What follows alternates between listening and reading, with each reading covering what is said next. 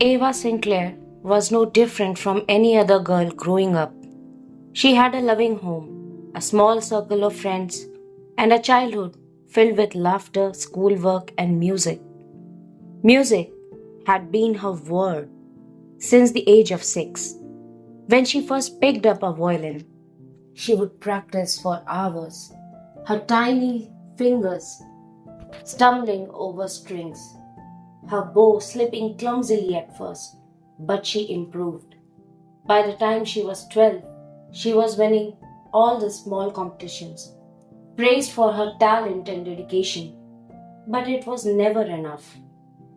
Each year, she entered the annual Young Virtuosos competition, an elite contest for violinists under 20, and each year she lost. At 15, she watched her rival, Helena Davenport, claim the trophy yet again, standing on the grand stage, bathed in applause. At 17, she played her heart out, only to be placed second. At 19, she swore it was her year. She had practiced harder than ever, poured her soul into the piece. But the results, they were the same. Helena took first place again. You were incredible, Ava. Her best friend Clara tried to comfort her as they sat outside the concert hall. No, I wasn't, Ava murmured, staring at the crumpled result sheet in her lap. I'll never be enough. That's not true. The judges never pick me. Ever. Ava clenched her fist. What's the point of dreaming if I always wake up to this? She had spent her whole life chasing perfection, but maybe perfection wasn't meant for her. The thought gnawed at her, kept her up at night. And then, one evening, she met the man who changed everything. It was late. The competition had ended hours ago. The audience long gone. But Ava stayed behind in the grand auditorium, playing furiously under the dim lights. Her fingers ached, her eyes burned, but she couldn't stop. The melody poured from her violin in sharp, desperate strokes. Her breathing was ragged, sweat slicking her palms. But she played, through the exhaustion, through the bitterness clawing at her ribs. And then a slow clap echoed through the empty hall. She gasped, nearly dropping her violin. A man sat in the front row, legs crossed, hands together in amusement. He looked like someone out of an old Hollywood film. Sharp suit, dark polished shoes slicked back here. His face was striking, all angular cheekbones and piercing blue eyes, a smile curling at the edge of his lips. Magnificent! His voice was smooth, like velvet draped over steel. Ava's heart pounded. Who are you?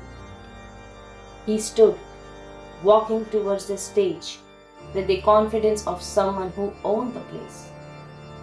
Samael Thorne, he introduced himself, voice rich with amusement. And you, my dear, are extraordinary. Ava's breath caught in her throat. I'm not. If I were, I would have won tonight. Samuel's smile widened. But you lack only one thing, Ava. And that, my dear, is what I can give you. She swallowed, gripping her violin tighter. Give me? He stepped closer, his presence almost suffocating. Paganini. You know the legend, don't you? Her skin prickled. He was a genius. He was more than that. Samuel's voice dropped to a whisper. He played with power no mortal should wield.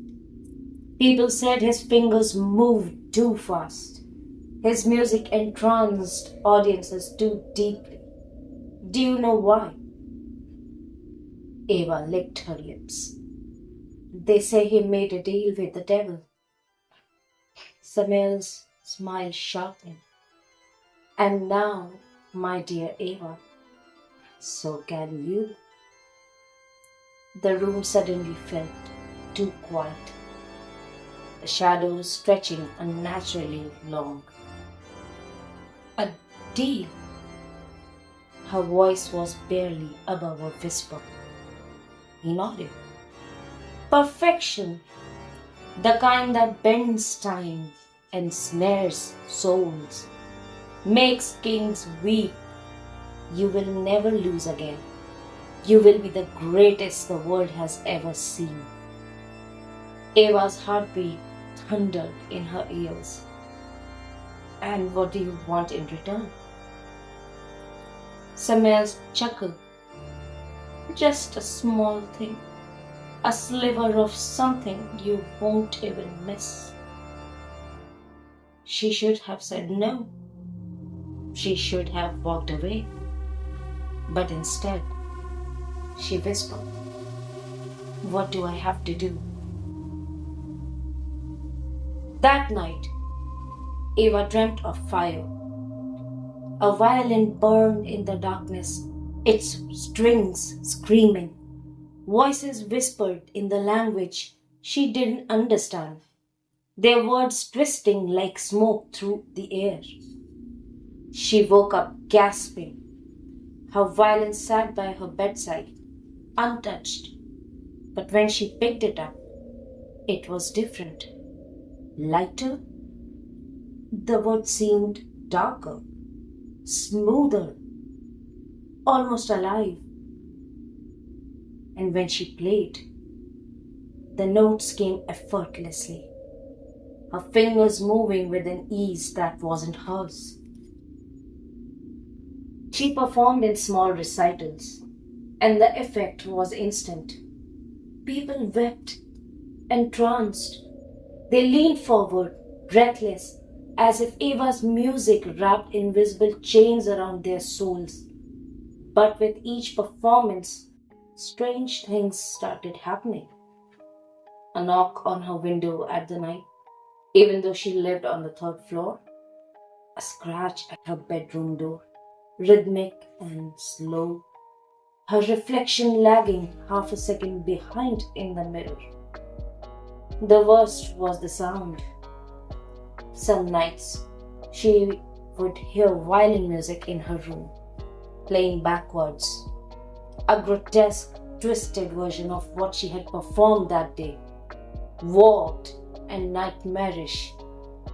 Yet she ignored it. Because she was winning. Then came the day of her grand performance. The grand ballroom was packed, a sea of eager faces. Tonight was her solo debut. The moment she had fought for, she stepped onto the stage, violin in her hand, heart pounding. The moment the bow touched the strings, the words shifted. Time slowed. The chandeliers flickered, as if caught in a silent breeze. Dancers moved like figures in a dream, their bodies stretching unnaturally, their movements like liquid. The air rippled around them, and then she felt it. Something inside her violin, pulling, no, devouring. The audience gasped in euphoria, their eyes unfocused, bodies trembling. A golden mist rose from their skin, curling towards her, sinking into the violin. With every note, she was taking something. The chandelier swayed violently. A deep, guttural knock sounded from nowhere, rattling the floor beneath her feet. The walls groaned, and somewhere in the audience, a voice whispered in reverse. Her fingers trembled, but she could not stop. The violin would not let her. As she played the final note of Paganini's Caprice number 24, she felt herself being pulled, her vision warping.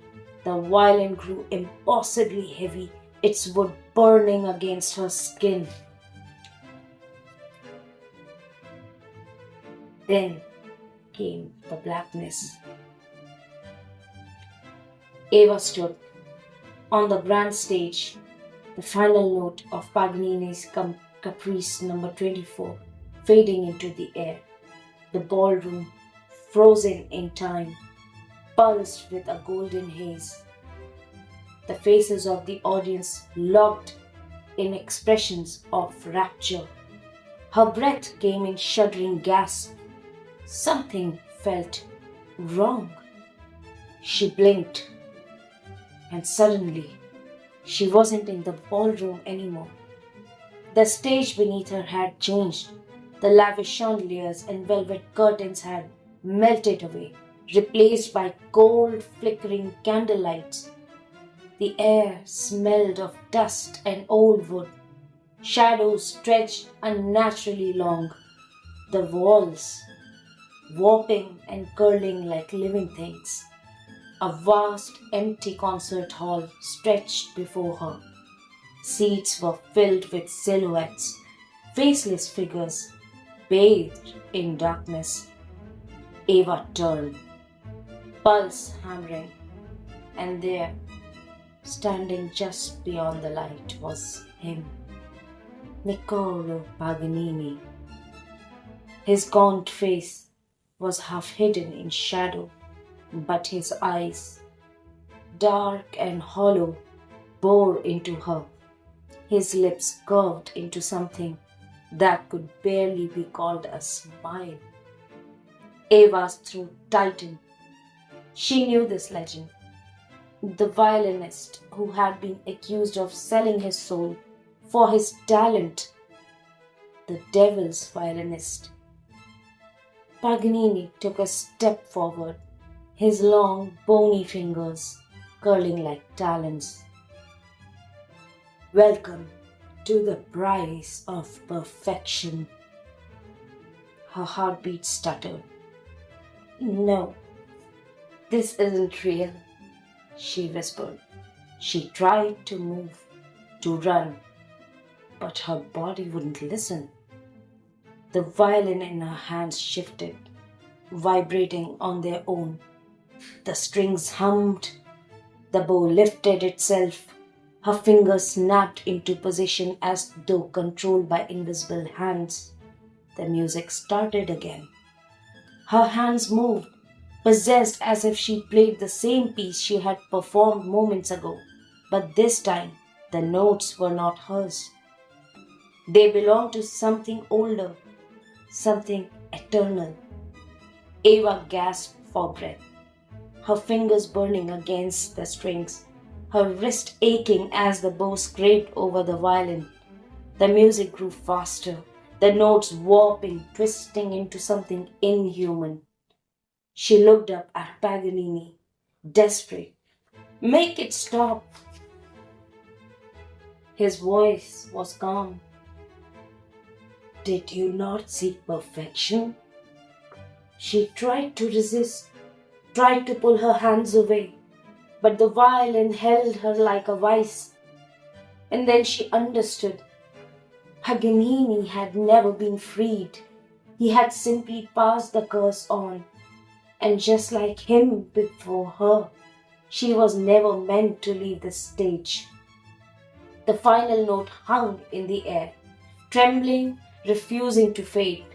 Then came the applause. Slow, mocking, a deliberate clap. that stretched into eternity. A tale old as time, I murmured, stepping forward. She looks at me now, truly sees me. The recognition in her eyes is delicious.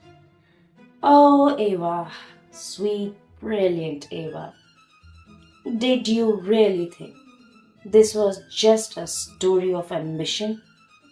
That talent alone could carry you this far? I smile as I trace a single finger along the violin's polished wood. It shudders beneath my touch. The air crackles. No, no, dear, no tears. I chide gently. A contract is a contract, my dear, and you played so beautifully. You should have known the devil is in the details. She wants to speak. I see it in the way her lips tremble, the way her fingers stretch as if they might still grasp the bow and fight against what's already been decided. But she won't. She can't. The word flickers. Her bow arm jerked violently, her fingers bleeding onto the strings. The audience of faceless shadows rose to their feet, clapping in eerie, silent unison. A scream built in their throat. The violence would groan, pulsating, as if it were alive. Her own breath shortened, and something deep inside her shifted. Her soul, her very essence, unraveling into the music. Paganini stepped back into the darkness, watching. Ava's body faded. The violin remained. The audience is gone. The theater is empty. The violin sits where it always has, waiting. Well, that's that. That was the story of Ava Sinclair. As I straightened my cuffs, turning my attention elsewhere. Ah, I see you're still here, aren't you? Listening, watching. How rude of me. I haven't properly introduced myself.